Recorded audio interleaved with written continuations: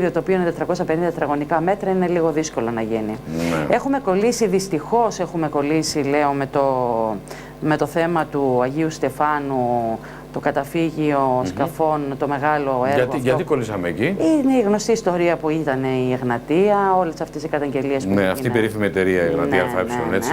Την οποία για μια κομφρά επιτρέψαμε να ξαναμπεί στα νησιά και έχουμε τα προβλήματα τα οποία παρατηρούνται τώρα, γιατί οι απορροφήσεις τους είναι απίστευτες. Έτσι, είναι δηλαδή ουραγείς απορροφήσεις. Τελείωσε. Αυτό είναι ένα έργο πνοής για το νησί μας, δυστυχώς.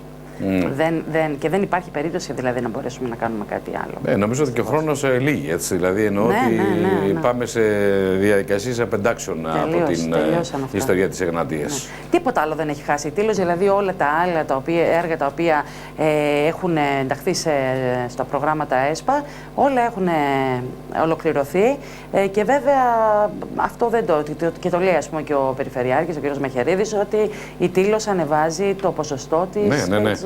Νομίζω ότι η Τήλος, η Λειψή και αν θυμάμαι καλά ακόμη ένας δήμος, η Αστροπαλιά, είναι οι δήμοι οι οποίοι καταφέρουν να ανεβάζουν τις υπόλοιπους, οι οποίοι αν και έχουν καμιά 200 μηχανικούς, δεν ξέρω με τι ασχολούνται πέραν το modeling. Το λέω χαρτολογώντας, γιατί δεν αναφέρομαι στους μηχανικούς, αναφέρομαι στο θέμα της διοίκησης. Γιατί καλό είναι το modeling, άμα έχεις 200 μηχανικούς. 200 μηχανικούς δεν έχει, ξέρω εγώ, Μπόμπολας, έτσι. Αλλά πρέπει κάτι να γίνεται, βέβαια. Ενώ εγώ που έχω πολλούς. Ναι, εσείς που έχετε, πόσους έχετε μηχανικούς εσείς? Κανένα. Και πάτε από τις περίφημες διαδικασίες των υπηρεσιών και τα λοιπά και παρακαλούμε και τρέξτε τα λοιπά. Παρακαλούμε, φωνάζουμε και τα λοιπά. Να σας πω κάτι, προσφάτως βρεθήκατε πέρα και την ευλογία του Πατριάρχη. Ναι. Λοιπόν, αλλά βρεθήκατε στην Τένεδο της Τουρκίας για να παρουσιάσετε το μοντέλο της Στήλου, το οποίο έχουν αντιγράψει εμέρη ή αν θέλετε έχουν ακολουθήσει και η Τένεδος και είναι και εκεί ένα φοβερό νησί. Εννοώ με βάση αυτά τα οποία συμβαίνουν και σε μια γειτονική χώρα, έτσι. Ναι, η Τένεδος πραγματικά εγώ έτσι σοκαρίστηκα όταν πήγα στην Τένεδο, γιατί είδα ένα νησί που μου θύμιζε πάρα πολύ Ελλάδα. Είδα ένα νησί το οποίο πραγματικά και αυτό προσπαθεί να κρατηθεί ζωντανό. Παρόλο βέβαια που εκεί η πολιτεία τους έχει δώσει πολλά προνόμια. Να μην τα πω γιατί θα νομίζουν ότι κάνουμε και προπαγάνδα τέλος πάντων. Λοιπόν, τέλος πάντων. Αλλά είδα πάντως κάποιους ανθρώπους οι οποίοι πραγματικά προσπαθούν να σταθούν εκεί και ειδικά οι Έλληνες. Οι Έλληνες, είναι μεγάλη η κοινότητα η ελληνική? Στην Τένεδο όχι, δεν είναι μεγάλη. Είναι γύρω στα 20 άτομα τώρα. Έτσι, μεγάλοι άνθρωποι σε ηλικία, φαντάζομαι. Όχι, γυρνάνε τώρα. Ήταν λιγότεροι. Τώρα γίνανε 20 γιατί γυρνάνε. Μάλιστα γνώρισα ένα νεαρό ζευγάρι με το παιδάκι τους, το οποίο αυτός δούλευε υδραυλικό στην Αθήνα και τώρα με την κρίση αναγκάστηκε να γυρίσει πίσω. Εκεί βέβαια είχε μείνει η οικογένειά του κτλ.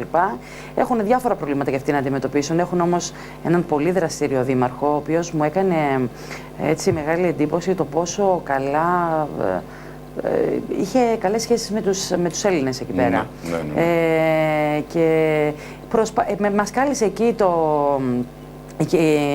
ο Σύνδεσμος Υποστήριξης Ρωμαϊκών Κοινοτήτων Κωνσταντινούπολης και συγκεκριμένα η κυρία Δρυμολίτου, η οποία δουλεύει ένα ευρωπαϊκό πρόγραμμα για τις μειονότητες και ήθελαν να κάνουν μια παρουσίαση στο νησί της Τενέδου, πώς η Τήλος αναπτύχθηκε, ένα νησί που κινδύνευε δηλαδή με ερημοποίηση, όπως και η Τένεδος. Πώς ας πούμε πήρε ανάπτυξη κτλ. Εγώ βέβαια έκανα μια παρουσίαση έτσι με PowerPoint και τους έδειξα έτσι πολύ Τήλο, ας πούμε, και αυτό αυτοί έλεγαν και αυτοί ότι πόσο μοιάζουν τα νησιά μας και μου έλεγαν ότι, το είπα εγώ για τον οικοτουρισμό και είναι κάτι το οποίο μάλιστα λέγανε, είδατε, ο οικοτουρισμός είναι αυτός που το ζητάνε, είναι καλός ο κόσμος που έρχεται κτλ. Οι Τενέδοι τι έχουν κάνει? Έχουν κρατήσει, έχουν πάρα πολύ ψηλές τιμές στα ξενοδοχεία τους και στα εστιατόρια τους, σε αντίθεση με την Ήμβρο που έχουν πιο χαμηλές τιμές εκεί πέρα και, έχουν και έτσι εκεί πέρα πηγαίνει καλός, καταλαβαίνετε, οικονομικά στακούμενος καλά κόσμος, έτσι. Ναι, και αυτό λοιπόν καταλάβανε και αυτοί ότι ας πούμε είναι ένας τρόπος, ο οικοτουρισμός δηλαδή, να προς αυτή την κατεύθυνση. Και να επιμικρύνουν βέβαια και αυτή την σεζόν τους που δεν είναι πολύ μεγάλη. Αλλά δουλεύουν πολύ αυτοί με την Τουρκία απέναντι. Βέβαια, λογικό ότι είναι δίπλα από την πόλη. Ναι, και βέβαια πήγα και στον Πατριάρχη. Ναι, σας είπα ο Πατριάρχης. Όταν είπατε ότι άκου να σου πω, Παναγιώτατε, εγώ σκέφτομαι να είμαι εκ νέου υποψήφια ή σκέφτομαι να τα παρατήσω. Τι σας είπε ο Πατριάρχης? Μου λέει πώς θα καταφέρνω, με ρώτησε πώς θα καταφέρνω και τα λοιπά ως γυναίκα και νέα, μου λέει είσαι και νέα, αλλά εντάξει νέα, πώς θα καταφέρνω και τα λοιπά. Βέβαια ήξερε για τον Τάσο τον Αλιφέρη και το τι έγινε και τα λοιπά. Δεν με ρώτησε αν έχω σκοπό να συνεχίσω, απλά μου είπε ότι πραγματικά αξίζει για αυτές τις περιοχές να δίνεις τη ζωή σου. Του είπα εγώ για τον Άγιο Παντελεήμονα, για το μοναστήρι κτλ. Το οποίο είναι πόλος έλξης. Μοναδικό, έτσι. Ο Άγιος Παντελεήμονας πραγματικά, δηλαδή είναι μεγάλο μοναστήρι. Είναι από τα μεγάλα μοναστήρια τα ελληνικά, Άγιος Παντελεήμονας. Είναι πόλος έλξης για τους Ορθόδοξους Ρώσους. Ναι. Τι σας είπε, καταρχήν τον προσκαλέσατε να έρθει στην Τήλο? Βεβαίως, του είπα να έρθει στην Τήλο, μου είπε ότι πολύ θα το ήθελε, όμως οι υποχρεώσεις μας εδώ πέρα είναι μεγάλες, μου λέει. Εντάξει, έχουν και αυτοί τα δικά τους τα προβλήματα, Οικουμενικό Πατριαρχείο. Καλά, κάποια στιγμή θα έρθει στα Δωδεκάνησα, θα. Ελπίζουμε να έρθει και να απαντήσει και στον Άγιο Παντελεήμονα. Του είπαμε να δει και τον Άγιο Παντελεήμονα, ο οποίος θέλει οπωσδήποτε επισκευή, του είπα εγώ. Ναι. Και λίγο έτσι. Ναι, σου λέει τώρα να τα πείτε στον Μητροπολίτη. Αυτό. Ναι. Να σας πω κάτι, πραγματικά για τον Άγιο Παντελεήμονα, όλη αυτή η ιστορία για την αποκατάσταση που χρειάζεται περνάει από τη Μητρόπολη ή μπορεί να τρέξει και κάποια παράλληλα προγραμμάτα ο Δήμος? Είναι δύσκολο για το Δήμο. Είναι δύσκολο, ναι. Δεν είναι μόνο ο Δήμος, είναι και η Αρχαιολογική Υπηρεσία η οποία έχει αυστηρή επίβλεψη πάνω στο έργο αυτό και έτσι πρέπει να είναι. Έτσι. Ναι, βέβαια. Είναι μοναδικότητα το νησιό, δηλαδή και πολλές φορές λέμε διάφορους αρχαιολόγους, αλλά και από τα καλά. Ναι. Και βέβαια πρέπει να έχει και η Μητρόπολη λόγο, αλλά πόρους δεν έχει η Μητρόπολη. Οπότε η Μητρόπολη δεν έχει πόρους, ο Δήμος δεν έχει πόρους. Κάτι πρέπει να γίνει όμως, γιατί πραγματικά είναι ένα έργο το οποίο. Ένα μνημείο το οποίο. Είναι μνημείο το οποίο πρέπει να μείνει ΕΣΑΗ δηλαδή. Να σας πω κάτι, όταν σας ρώτησα αν είστε υποψήφια, δεν σας ρώτησε ο Πατριάρχης, σας ρωτάει ο εγγονός ενός παπά. Είστε υποψηφιά στις επόμενες εκλογές? Κοντά είναι, δηλαδή τον 18 Μαΐου. 18 είναι. 18 Μαΐου είναι, πρώτη Κυριακή. Οι επαναληπτικές στις 24 μαζί τις εκλογές. Εκτός όμως από εγγονός παπά, είσαστε και γιος καπετάνιο. Ναι, ακριβώς. Και έχει φουρτούνες, έχει πολλές φουρτούνες. Δεν πειράζει. Ναι, ξέρει ο παπάς από φουρτούνες, αλλά ξέρει και ο γιος από φουρτούνες. Λοιπόν, πολλές φουρτούνες. Πολλές φουρτούνες. Δεν προλαβαίνω καν να το σκεφτώ αυτό το πράγμα. Ειλικρινά, είναι τόσο πολλά τα θέματα που τρέχουν, τα προβλήματα. Θα εξαρτηθεί από πάρα πολλούς παράγοντες. Και ο κυριότερος, ξέρετε ποιος είναι?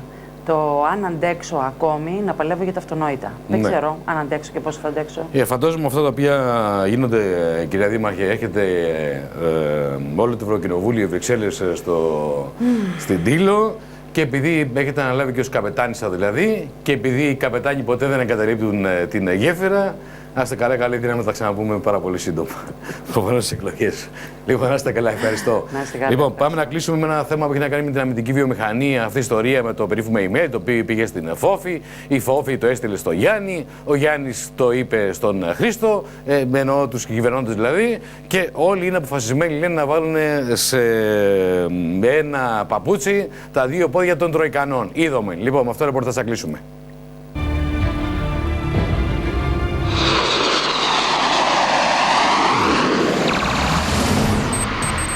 Η διαπραγμάτευση συνεχίζεται, απαντούν συμβιλικά και οι δύο πλευρές. Κυβέρνηση και Επιτροπή για λογαριασμό της Τρόικας στο ερώτημα για το τι θα γίνει με το θρίλερ για το μέλλον των τριών φυλέτων της ελληνικής αμυντικής βιομηχανίας, των ελληνικών αμυντικών συστημάτων, της ελληνικής βιομηχανίας όπλων και της Λάρκο. Η ελληνική πλευρά βρίσκεται, σύμφωνα με πληροφορίες, σε συνεχείς επαφές μέσω email και τηλεφώνου με τις Βρυξέλλες, επιχειρώντας να αιτιολογήσει την ύπαρξη μέρους έστω των βιομηχανιών. Σύμφωνα με πληροφορίες από κοινοτικές πηγές, δομείται σειρά από αντιπροτάσεις της ελληνικής πλευράς με τις οποίες επιχειρείται να περάσει η διατήρηση εν λειτουργία των εταιριών, έστω και με μεγάλη συρρίκνωση. Έχει πέσει στο τραπέζι όμως και μια άλλη πρόταση, αναφέρουν οι ίδιες πηγές, η οποία ακόμη δεν έχει αγγιχθεί και θεωρείται ως έσχατη συμβιβαστική λύση της διατήρησης μόνο ενός μέρους των μονάδων που θα αιτιολογηθούν ως αναγκαίες για λόγους εθνικής ασφάλειας, αμυντικής επάρκειας υπό τον ελληνικό στρατό.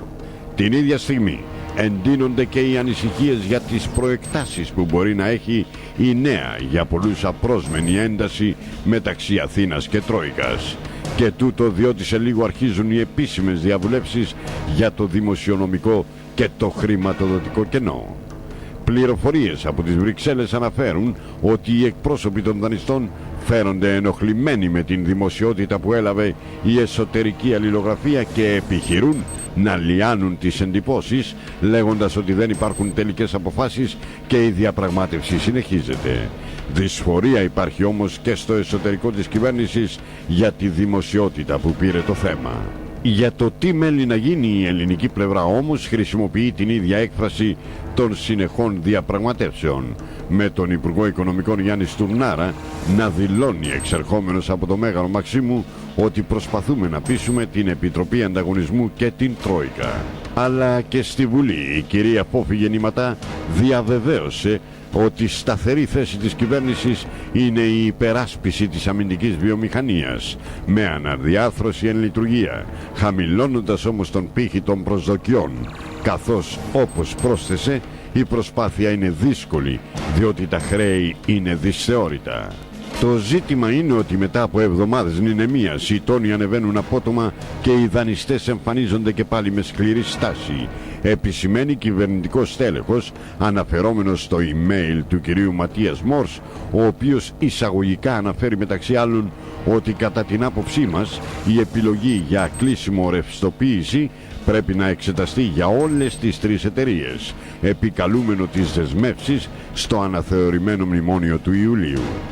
Ωστόσο το ίδιο στέλεχος επισημαίνει ότι στο κείμενο του μνημονίου η διατύπωση είναι πιο γενική, αιτιολογώντας έτσι και τις προτάσεις της ελληνικής κυβέρνησης. Το μνημόνιο αναφέρει ότι θα πρέπει έως το τέλος Αυγούστου να υιοθετηθούν αμετάκλητες αποφάσεις για την αναδιάρθρωση με ουσιαστική μείωση οργανικών θέσεων εργασίας και με στόχο η ιδιωτικοποίηση ή η resolution εκαθάριση για τις εταιρείες Έλβο, ΕΑΣ και Λάρκο που να είναι σύμφωνες με τους κανόνες κρατικών ενισχύσεων.